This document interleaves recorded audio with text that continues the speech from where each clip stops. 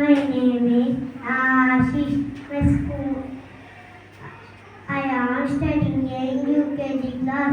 My school name is Vidya Jyoti English Medium School.